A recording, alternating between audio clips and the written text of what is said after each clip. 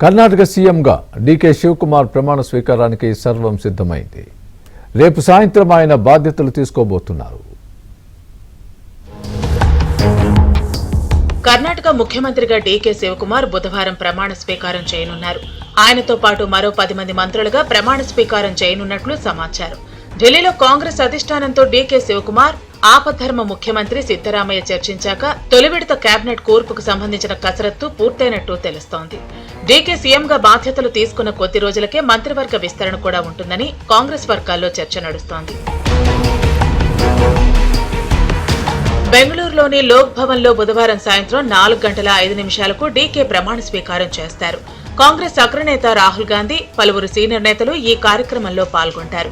DK Shivakumar తో పాటు ప్రమాణ స్వీకారం చేసే వారిలో కేజే జార్జ్, జి పరమేశ్వర, రామలింగారెడ్డి, కృష్ణ బైరేగౌడ, యూటీ ఖదేర్, మల్లనగౌడ, బసనగౌడ పాటిల్, సతీష్ జార్కిహోళీ, ప్రియాంక్ ఖర్గే, యతీంద్ర సిద్దరామయ్య, లక్ష్మీ బెబ్బాల్కర్ ఉన్నారు.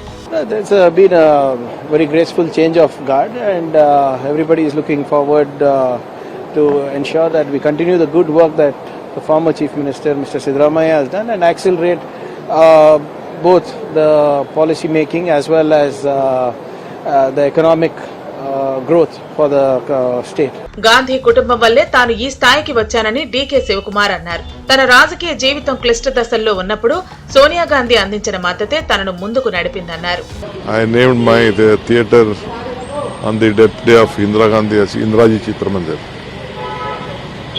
That is the commitment I had with the Gandhi family, and they believed me and they gave me various opportunities. So it was my bound duty to be very loyal to the family from Rajiv ji to till now. మరోవైపు CM పదవికి సిద్దరామయ్య రాజీనామా చేసినప్పటికీ CM బంగ్లాలోనే ఆయన నివాసం ఉండనున్నట్లు తెలుస్తోంది. కర్ణాటకలో సీఎంగా ఎన్నికైన వారికి అధికారిక బంగ్లా అయిన కావేరిని నివాసంగా కేటాయిస్తారు. అయితే సిద్దు, డీకే మధ్య ఒప్పందం ప్రకారం సిద్దరామయ్య సీఎం పదవికి రాజీనామా చేసినప్పటికీ 2028 వరకు కావేరి బంగ్లాలోనే ఉండనున్నారు.